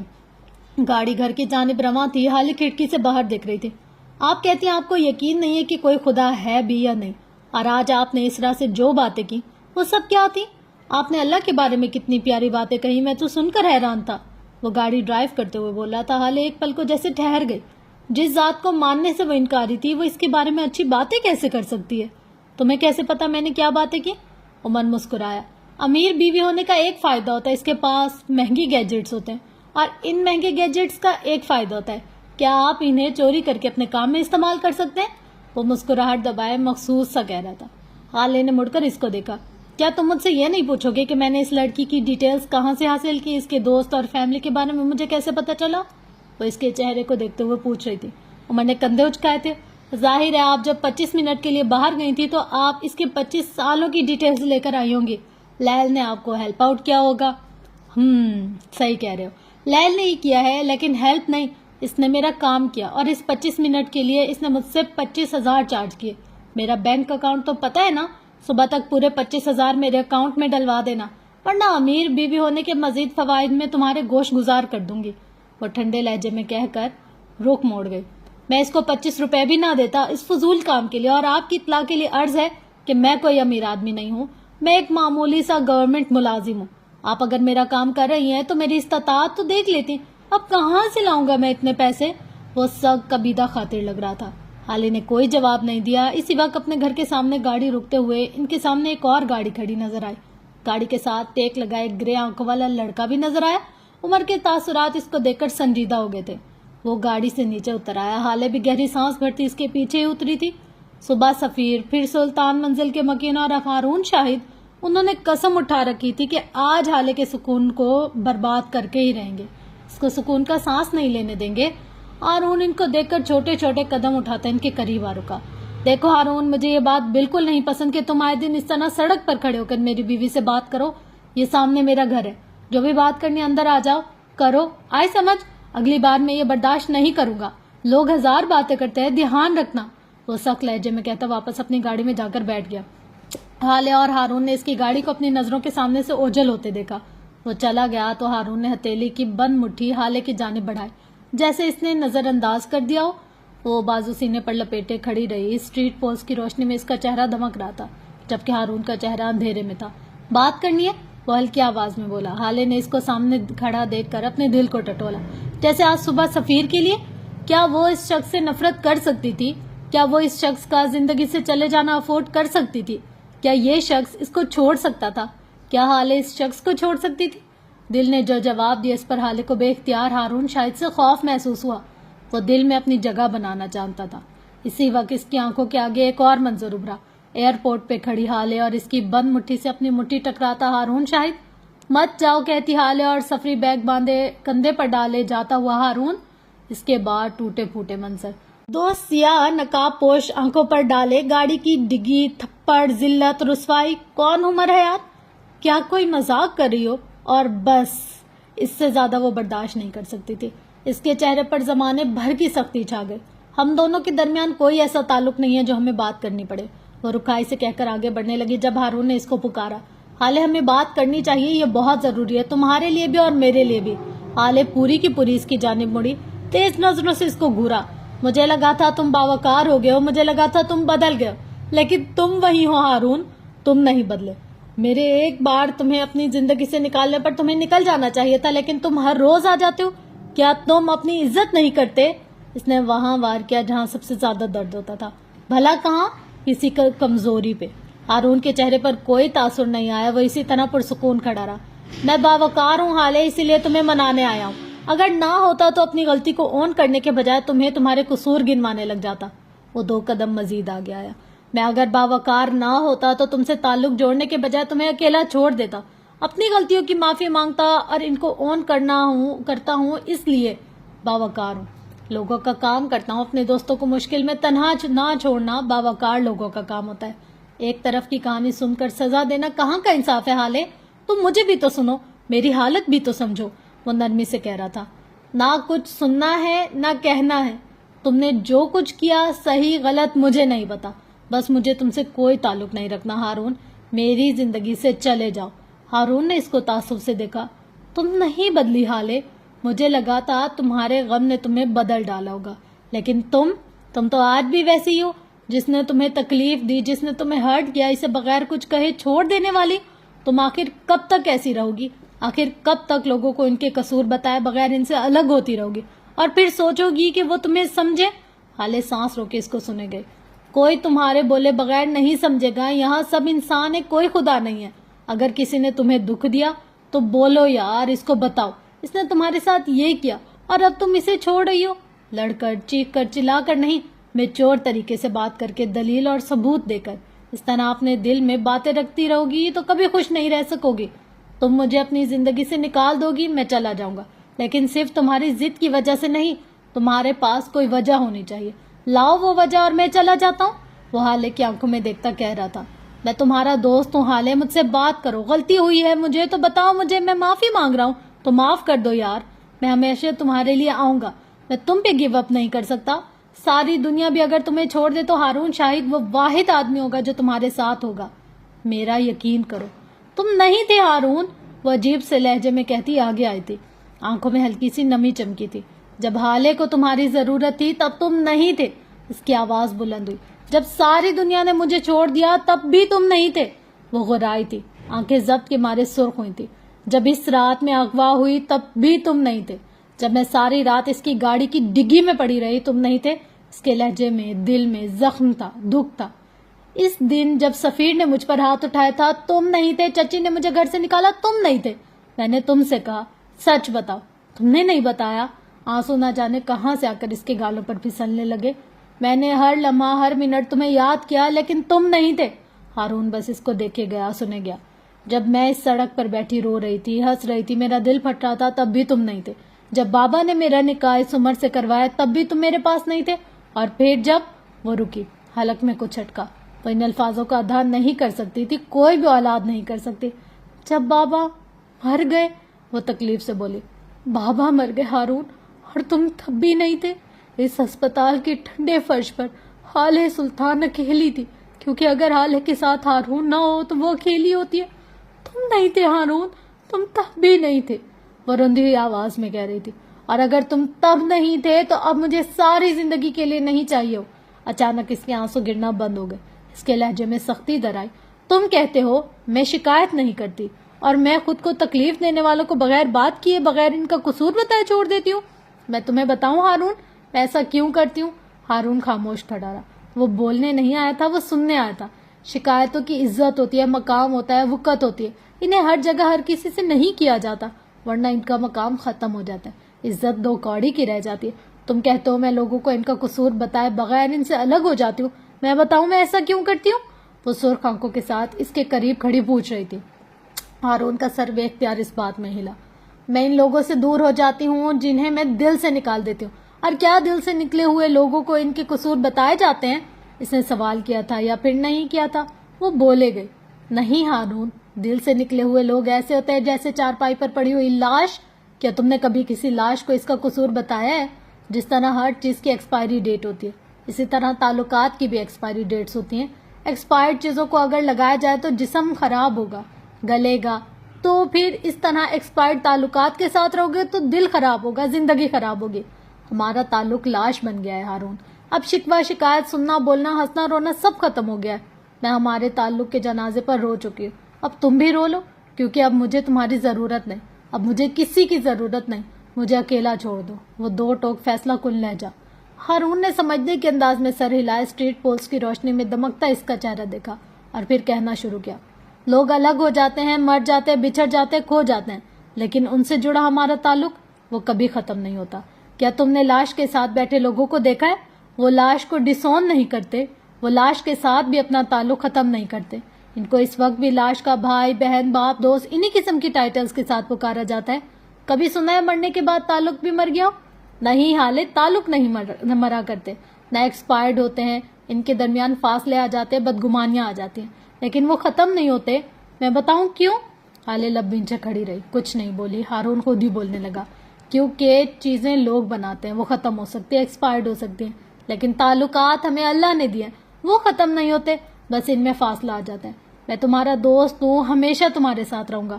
ہاں ایک وقت تھا جب میں تمہارے پاس نہیں تھا, کیونکہ وہ میرا وقت تھا. اس وقت ہارون کو ہارون کی زیادہ ضرورت تھی. دوستوں کو مشکل میں ساتھ ہونا چاہیے, یہ اصل دوست کی پہچان ہے. لیکن ایک دوست آپ کی ہر مشکل میں ہر وقت آپ کے ساتھ نہیں ہو سکتا. کوئی سفر، کوئی موت، کوئی مجبوری ہوتی ہے جو آڑے آ جاتی ہے۔ وہ مدھم لہجے میں کہتا، حالے کو کوئی اور ہی ہارون شاہد لگا۔ جب ہمارے یہاں کوئی شادی، کوئی موت واقع ہو جاتی ہے تو ہمارے بیرون ملک مقیم رشتہ دار، دوست نہیں آ پاتے۔ وہ کبھی ہفتے بعد، کبھی مہینے بعد، تو کبھی سالوں بعد آتے ہیں، مبارکباد دیتے ہیں، پرسہ دیتے ہیں۔ کیا ہم قبول نہیں کرتے؟ کیا ہم انہیں دھکا مار کر نکال دیتے ہیں؟ نہیں حالے، ہم ایسا نہیں کرتے، کیونکہ ہم جانتے ہیں کہ وہ صرف انسان ہے، اور انسان اللہ کی زمین پر کب کہاں ہوں گے یہ خدا طے کرتا ہے۔ انسان اس معاملے میں بے بس ہوتا ہے، جس طرح میں تھا۔ یہ وقت تھا حالے، تمہیں یہ سب اکیلے جھیلنا تھا۔ اللہ تمہیں آزما رہا تھا، یہ تمہاری بقا کی جنگ تھی۔ میں کسی اور شہر، کسی اور جگہ پہ اپنے بقا کے لیے لڑ رہا تھا۔ ہم دوست ہیں، ہمیں ایک دوسرے کو سمجھنا چاہیے۔ اگر تمہیں لگتا ہے کہ میں تمہیں اکیلا چھوڑ دوں گا تو تم غلط ہو۔ دوستوں کے اکیلا چھوڑ دو کہنے سے اسے چھوڑ نہیں دیا جاتا، بلکہ اس کے پاس بیٹھ کے اس کے دکھ کو سمجھنے کی کوشش کی جاتی ہے۔ سمجھ نہیں آ رہا کیا کروں تک بیٹھنا پڑتا ہے۔ میں تمہارے ساتھ ہوں، تم چاہو یا نہ چاہو۔ میں ہر دفعہ تمہارے لیے آؤں گا، کیونکہ ہارون شاہد کو گاڑی سے ٹیک لگا کر تمہارا انتظار کرنے کی عادت ہے۔ خیال رکھنا، میں پھر آؤں گا۔ وہ بول کر اپنی گاڑی کی طرف بڑھ گیا۔ حالے خاموش نظروں سے اس کو دیکھے جا رہی تھی۔ کیا یہ وہی ہارون شاہد تھا؟ ان اسٹریٹس پول کی روشنیوں سے دور، ملکت جیسے اندھیرے والے قبرستان میں چلتے، جہاں عمر حیات ٹانگوں کو سمیٹے اداس آنکھیں مہراج سلطان کی قبر پر جمائے بیٹھا تھا۔ وہ کچھ دیر قبل والا عمر حیات نہیں تھا۔ اس کی آنکھوں میں زمانے بھر کا دکھ تھا، چہرے پر اذیت کے تاثرات تھے۔ I miss you۔ کافی دیر بعد وہ ہلکی آواز سے بولا، آپ کو کم وزٹ کرنے کے لیے سوری۔ میں سارا دن یہاں آنے کا انتظار کرتا ہوں۔ کتنا ظلم ہے نا، اپنے کسی عزیز سے ملنے کے لیے قبرستان آنا، جہاں آپ کو پتا ہو صرف آپ بولیں گے، کوئی جواب نہیں آئے گا۔ بہت یاد کرتا ہوں آپ کو، بہت زیادہ۔ میرے لیے آپ سب سے اہم تھے۔ کبھی پتہ ہی نہ چلا میرے لیے آپ اتنے ضروری تھے، کبھی اندازہ ہی نہیں ہوا۔ بہت یاد کرتا ہوں آپ کو، بہت زیادہ۔ وہ رک رک کر بول رہا تھا، ساری دنیا کے پاس کرنے کو کئی لوگ ہوں گے، بات کرنے کو ان کو ایک کے جانے سے فرق نہیں پڑتا، لیکن میرے لیے تو سارا خاندان مر گیا، بات کرنے کو کوئی رہا ہی نہیں۔ بہت اکیلا ہو گیا ہوں میں۔ وہ بول کر خاموش ہو گیا، جیسے بولنے کو کچھ رہا ہی نہ ہو۔ کافی دیر کی خاموشی کے بعد پھر سے بے بسی سے کہنا شروع کیا، جن لوگوں نے آپ کو قتل کیا، ان کو میرا سوچنا چاہیے تھا، ان کو دیکھنا چاہیے تھا میرا کیا ہوگا، مجھ سے بات کون کرے گا، مجھے کالز کون کرے گا، میری کال پک کون کرے گا۔ اگر وہ لوگ اپنے حسد، اپنے شر پر قابو پا لیتے تو آپ کو قتل نہ کرتے۔ وہ رکا تھا، پھر بیزاری سے ہاتھ جلایا۔ اب یہ مت کہیے گا کہ موت اور زندگی اللہ کے ہاتھ میں، بے شک اللہ ہی کے ہاتھ میں، میں مانتا ہوں، لیکن قتل انسان کے ہاتھ میں ہوتا ہے۔ موت طے ہوتی ہے لیکن قتل نہیں۔ قتل آخری وقت تک طے نہیں ہوتا، اسے ہم طے کرتے ہیں۔ ہمارے اندر کا شر اور حسد ہم سے قتل کرواتا ہے۔ لوگ کہتے ہیں قتل کی 3 وجوہات ہوتی ہے، زن، زر، زمین۔ اس نے انگلیوں پر گنوایا۔ وہ رکا تھا۔ میں کہتا ہوں قتل کی ایک ہی وجہ ہوتی ہے، حسد، کسی کے زر، کسی کی زن تو کسی کی زمین سے۔ شر ہر انسان کے اندر ہوتا ہے، کسی کے اندر تھوڑا، کسی کے اندر زیادہ۔ جو کہتا ہے نہیں ہوتا، دنیا کا سب سے بڑا جھوٹا ہے۔ شر مومنوں میں بھی ہوتا ہے اور گناہ گاروں میں بھی۔ اصل مومن وہ نہیں ہوتا جس کے اندر گناہ کا خیال ہی نہ آئے، جس نے کبھی گناہ کے بارے میں سوچا بھی نہ ہو، جو کبھی برا رہا ہی نہ ہو۔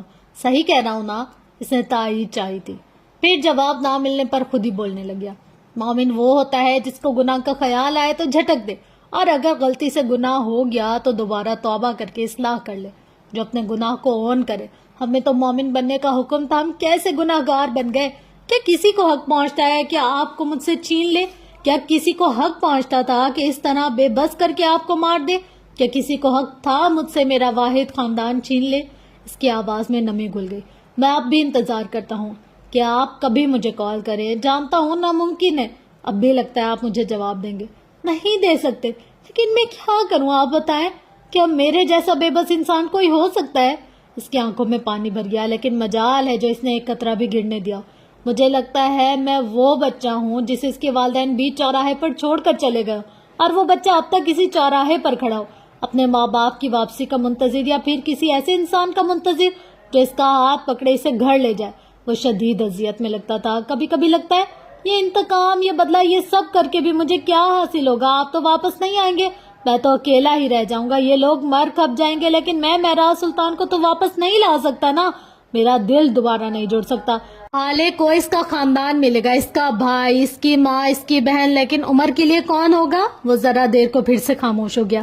لیکن میں پھر بھی کسی کو معاف نہیں کروں گا, میں ایک ایک کو مار دوں گا, میں کسی کو نہیں چھوڑوں گا. جنہوں نے آپ کو مجھ سے دور کیا, میں ان سے ان کا خاندان دور کروں گا. وہ خاموش ہو گیا. اس کو خاموش دیکھ کر ہوائیں بھی خاموش ہو گئیں. پھر اس کے کان کے قریب آ کر کچھ بولنے کی فرمائش کی. وہ ذرا سا مسکرایا. آپ کو پتا ہے وہ سرمئی بلّا ہر روز آ جاتا ہے. نہ وہ دل کا برا ہے, نہ اس کی نظر بری ہے, لیکن پھر بھی برا لگتا ہے, بالکل زہر جیسا. اس نے کڑوا سا منہ بنایا, پھر ایک دم رک گیا. ایک دم کچھ یاد آیا. اس کی آواز میں سختی در آئی. آپ کو پتا ہے آپ نے میرے ساتھ کتنا برا کیا ہے؟ میں آپ کو کبھی بھی اس کے لیے معاف نہیں کروں گا. آپ نے میرے دل میں رحم ڈال دیا. اب مجھے اپنے دشمن پر بھی رحم آتا ہے, ان کے خاندان, ان کے بچوں پر بھی رحم آتا ہے. کیوں آتا ہے؟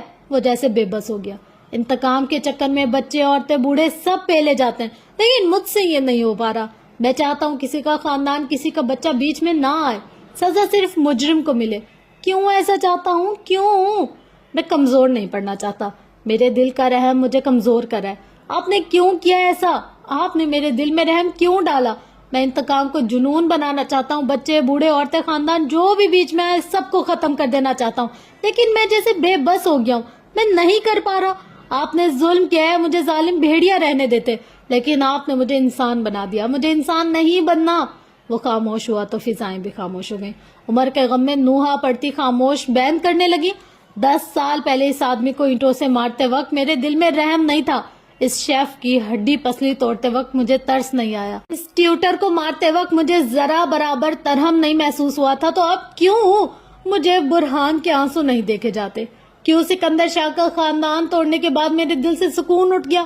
میں ایسا نہیں تھا. اس نے کرب سے آنکھیں بند کر لی تھی. شاید وہ 10 سال پیچھے جانا چاہتا تھا, جہاں سے عمر کے اندر کی انسانیت کا سفر شروع ہوا تھا, لیکن در حقیقت وہ اس قبر میں لیٹے آدمی کو اپنے سامنے دیکھنا چاہتا تھا. قبرستان کی ساکت فضاؤں نے بھی آنکھیں بند کر لی تھی. شاید وہ بھی عمر کے ساتھ ایک اچھے وقت میں جانا چاہتی تھی, جہاں اگر مسائل ہوتے تو حل کرنے والا بھی ہوتا تھا. عمر حیات کو ہیون میں کام کرتے 3 ماہ سے زیادہ ہو گئے تھے. وہ بچوں سے مانوس نہ سہی ان کو برداشت کر سکتا تھا. تو فرینڈز, یہ تھی آج کی ایپیسوڈ. اچھا, اس کی نا آگے کی اسٹوری ابھی ہے تھوڑی سی, پر میں نا اس کو کمپلیٹ نہیں کر پا رہی اس ایپیسوڈ میں, کیونکہ آلریڈی 1 گھنٹہ اور 12-13 منٹ ہو گئے. تو اس کو نا جیسے یہ ٹاپک ہے ابھی اور یہ چل رہا ہے, تو اس کو آگے سے ہم نیکسٹ ایپیسوڈ میں کنٹینیو کریں گے. اور واقعی یار آج کی ایپیسوڈ تو کوئی بہت ہی ظالم تھی. مطلب اگر ہم کسی سے بات کرنے کے لیے جائیں, مطلب سنگل ٹائم بھی اگر ہم اس سے بات کرنے کے لیے جا رہے ہیں, ہمیں اس کے بارے میں ایچ اینڈ ایوری تھنگ پتہ ہونی چاہیے. ایٹ لیسٹ اتنا تو پتہ ہو کہ جب ہم اس سے بات کریں تو وہ انڈرسٹینڈ کر سکے ہماری بات کو, اور جب ہم اس سے بات کریں تو ہماری بات میں ایک گریس, ایک ڈگنیٹی ہو کہ ہم اس کو کہہ سکے بھائی یہ تم نے کیا ہے تو اس کے پیچھے یہ ریزن ہے. جب حالے بات کرنے گئی اسرا سے, تو وہ کتنی گریسفلی بات کر رہی تھی کہ اس کے فرینڈز کا بیک گراؤنڈ اسے پتا تھا, اس کے پاس لائف اس کو پتا تھی, اس کے گناہ, اس کی جرم, اس کی اچھائی برائی سب پتا تھی. تو یہاں سے میں نے یہ سبق لیا کہ بھائی جس سے بھی بات کرنے جاؤ اس کے بارے میں پہلے تھوڑی بہت انفارمیشن کلیکٹ کر لو, تاکہ جب آپ اس سے بات کرو تو دھڑلے سے, پورے اعتماد سے, فل پاور کے ساتھ. یہ نہ ہو کہ آپ بات کرو, اگلا کہ یار تو جا اپنا کام کر. یہ والی جو ایک صلاحیت ہے نا, یہ بہت زیادہ مطلب میٹر کرتی ہے اس چیز کو. اچھا, اس کے علاوہ آپ لوگ مجھے بتائے گا کہ آپ لوگ کو یہ ایپیسوڈ کیسے لگی, اور اگر پسند آئی ہو تو آپ لوگ کا فیڈ بیک بہت زیادہ ضروری ہوتا ہے, کیونکہ فرینڈز کبھی کبھی ہمیں آپ کی تھوڑی سی سپورٹ, تھوڑی سی موٹیویشن, تھوڑی سی نا ایک ہیلپ کی ضرورت ہوتی ہے. تو آپ اس طریقے کی اپنی موٹیویشن, ہیلپ, پیار, احساس سب کچھ میرے ساتھ شیئر کرتے رہے گا. انشاءاللہ ملتے ہیں نیکسٹ ویڈیو میں. تب تک کے لیے اپنا گرد و نواح اہل و عیال کا بہت زیادہ خیال رکھیے گا, اور مجھے اپنی دعاؤں میں بہت زیادہ یاد رکھیے گا. Love you all. اللہ حافظ.